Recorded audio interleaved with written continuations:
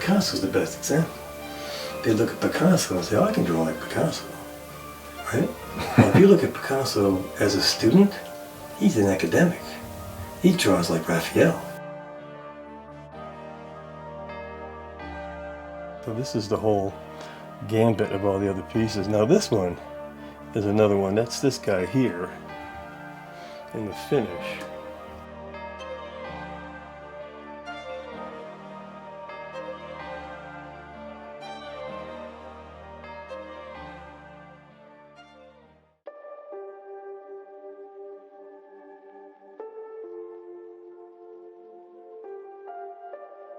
I don't really remember anything clicking, but I do remember spending hours working on Snoopy in the Peanuts cartoon.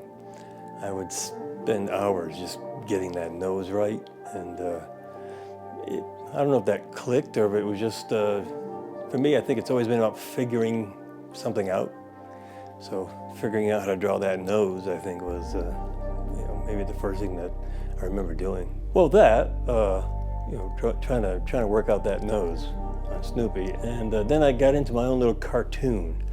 It was a dragon, kind of a big thing, and then small spaces and the complications of that. There was another comic called Marmaduke, and it was a big Great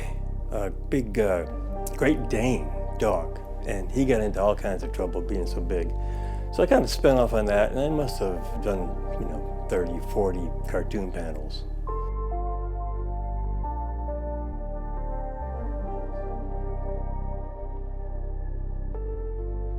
And it was an unaccredited school, so it was you couldn't get a degree program, but it was a trade school, and they taught us the trade of making graphics and imagery for printing, the printing world, publishing. So I spent my career in publishing as a graphic designer, art director for a magazine called Fine Home Building for many years. But the school was unique in that the further away I get from it, the more I am amazed at the education we got at this little place. It was near New Haven, where Yale is, and a lot of our instructors were Yale, trained and graduates of the art school there, and professors there. Well, back in the 70s, the Yale changed its criteria for getting a degree, and you could get a degree without studying the figure, without learning how to draw. It was more ideas and finding ways to make art in different ways, I guess. So these instructors were, kind of like not busy anymore, and they decided to start teaching at this little school that a friend of theirs started. And so we got this incredible classical art training. I mean, it was training. It was do it like this and do it like that, and the results were expected at different levels. And it was the older I get, the more I realize what a wonderful thing that was. I thought all art schools were like that, but apparently at the time you could have that as an option. So that foundation has carried me through every step of the way, being able to draw well, render, create things on paper that were three-dimensional in their look and stuff. So it was an amazing little thing. The more I think about it, it's amazing. Like, that was such a great foundation for me.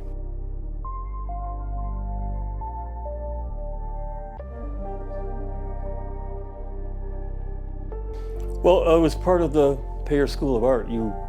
Day one, pretty much, you did figure drawing.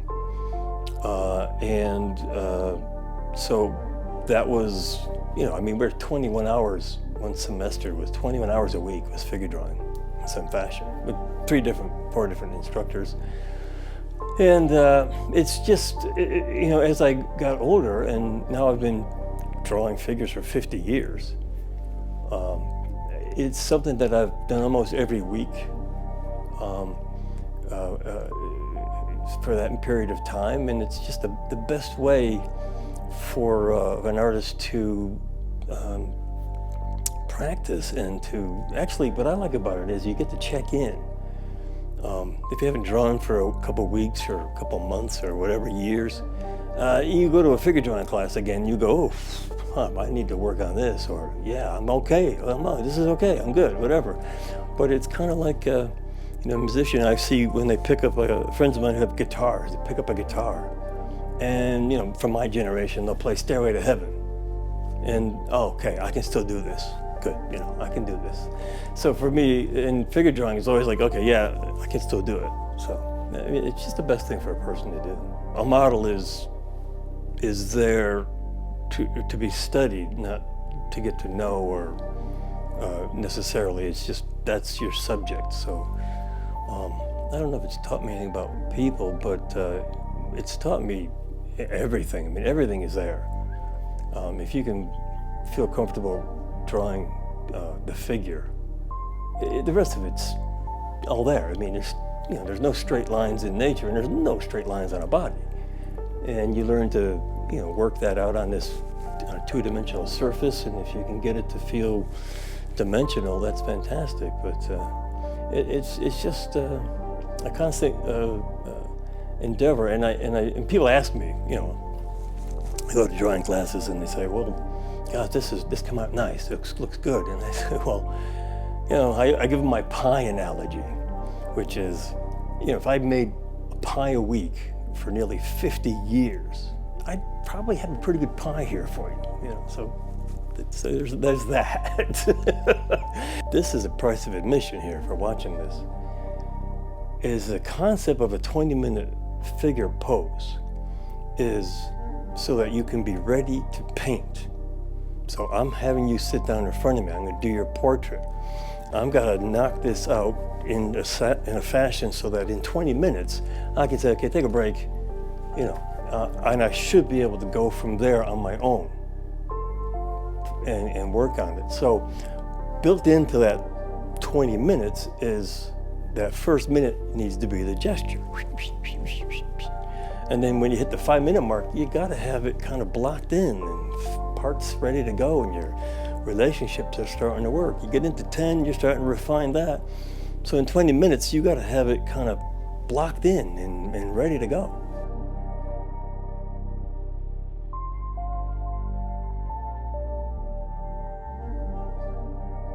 Well, drawing is like, pencil's the extension of my finger now, And I even sit down in front of a figure now and I go, how do I do this? What am I going to try and do? I'm going to try to draw a figure? This is crazy. So it's just this extension of my finger there. So drawing is always there. And again, one of my instructors said that drawing is never painting, but painting is always drawing. So drawing, no matter what you do, you got to draw, and you got to always draw. I like oil paint a lot. I like to work in that. I think it's something that I've done for a long time again, and I feel comfortable doing it. I think I know how to approach all my situations, and when I come into a problem, or how am I going to do this? The medium usually, sort of allows you to go places, and you can kind of work your way into it where an acrylic perhaps might not, or anything. But again, watercolor. I had to figure out watercolors. How do you do that? It's in oil painting. It was how do you figure out oil painting, and etching. How do you figure that out? It was just, I just kept getting curious and wanting to solve those problems, how to do it.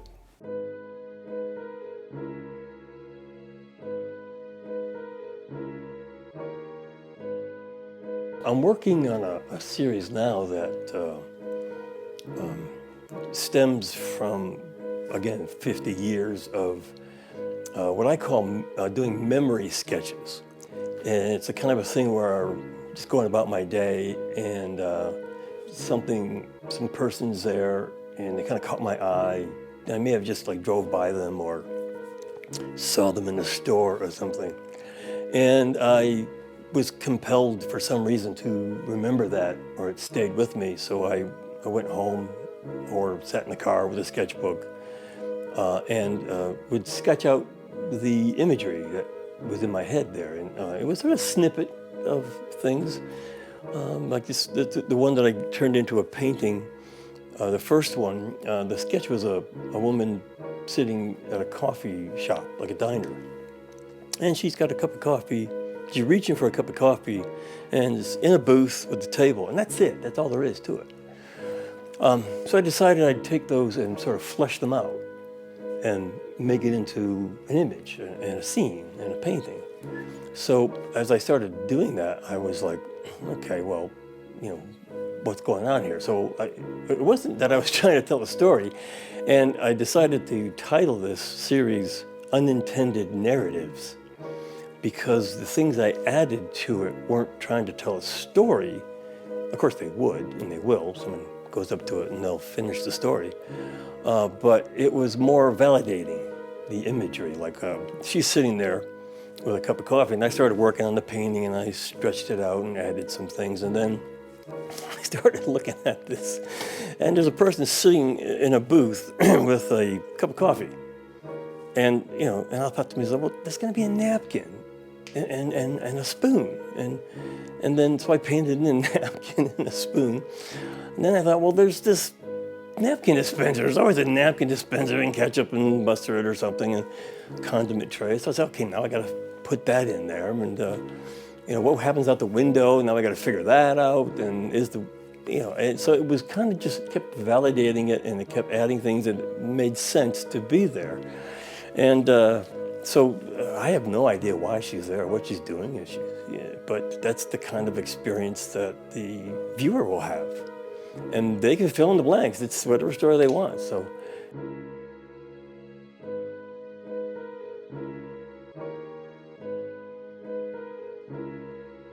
But to get into that world was difficult and nearly impossible. For people. So I did a couple of proposals, because that's what you did, and you sent them out, and you know, it's going to take up to a year to get back to you, so it wasn't like you're going to, you know, yeah, it was back in the day, you sent it in, and it took about, you know, they would take it for a year and get back to you, and then say no, or whatever excuses, and so I went, you know, I had one piece that was doing that, and then I had another piece, you know, following that behind. So I never really cracked the nut of publishing, but you know, a few decades later, probably, self-publishing came in. So people were wanting to get a children's book done because they had an idea, but they couldn't get into the publishing world themselves. So they would hire artists to do the illustration, because that was very important to get a look to your book. And those didn't pay as well, but you could charge someone pretty close to what a publisher would give you up front, and that wasn't a lot of money, but the royalties was the thing. If you were to get a royalty deal, that's where you wanted to be a sweet deal. So with the sort of self-publishing thing, I did 2 or 3 books with some different people, and you know, you do your style, you do your level of accomplishments or abilities. And so it comes out and is a good, you know, portfolio piece or whatever, usually, and you go from there. But it wasn't, it was never something that I, you know, got into as a career.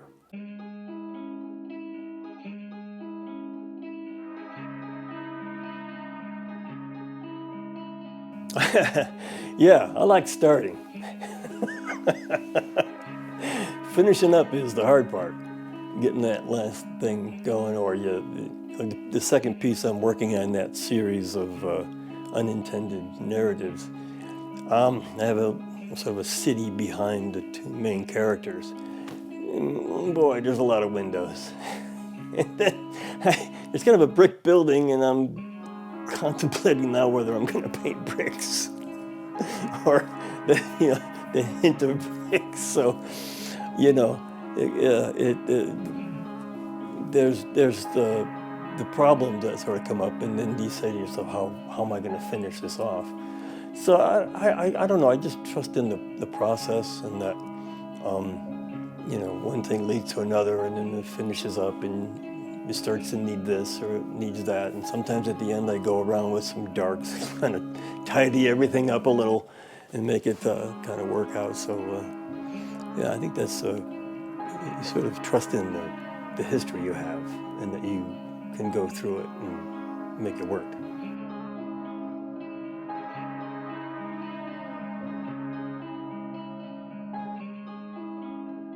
I guess the figure work, because that's been such a link and a lineage, and it's something that I'd like to find a way to give back. I've been trying to get. I've worked up some class concepts, and I had a book that I was putting together for a while, and it all comes down to the point where I realized that this fortunate start I had with these great, classically trained artists. I mean, I always refer to them as cadaver guys, because these guys really did the Da Vinci thing. They'd look in on the medical school. So I'd like to find a way to sort of pass that along. So I've been trying to figure out classes and how to do one and where to get it done. And so that might be something that's coming up down the road. Well, I got the keys to the store. I got all the sleight of hand, all the tricks of the trade. That's what the classical training was. Is you got a flat piece of something you're going to work on. You got to trick people into thinking it has depth, and there's shapes, and there's maybe some motion going on. So I have those things to convey, and I think a lot of people that have been in the art schools in the same time that I went to, they never got any of that, and some people don't have any idea it's even a way to work. Is you sort of, like I say, sneak up on stuff, work it up, build it up. Animators do. Comic book artists and animators, they know that drill. You don't just draw Batman's face in ink. Oh, no. So, yeah, that's the kind of thing I'd like to find a way to get, that sort of back.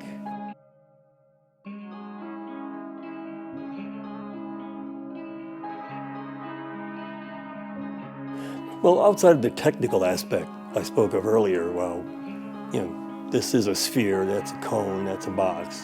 This is how you draw them. I think it's it's the beauty of the artwork. Even if you're not going to sell paintings, or you're not going to, being in a museum, you have that consistency. You have that place to go back to. What was I doing? Oh yeah, you pick up your drawing and you know where to go from there. You got a painting, you left it and there was a problem, but you turn it around, there's a solution in your face. Why didn't I see it before? So it's that wonderful, people say you have an inner child, right? So every artist has this inner artist that they've had to raise and nurture and teach and allow. That's the biggest thing. I had to allow this art person to spend this time. I had bills to pay, dogs to walk, or cars to repair, or something like that. But you still you wind up being. It's important to find that time to make these artwork and to make it happen, because it's a unique thing. Regardless of what you do, you're the only one doing it. There's nobody in the room with you moving your hands and whispering in your ear.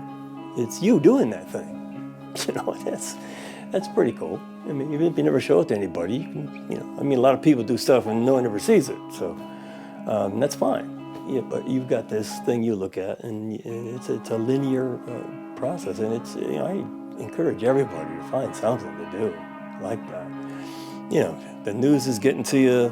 You can have a little break from it, and maybe some of that filters in, and you make this piece, and it's very important, and it can describe to other people and help them out and help them see things, or you just do it, so you work your own, you work with your mind and your hands, and humanity's been doing that longer than anything. I've got eyes, I got hands, what do I do with them? Well, find it, go work on it, figure it out.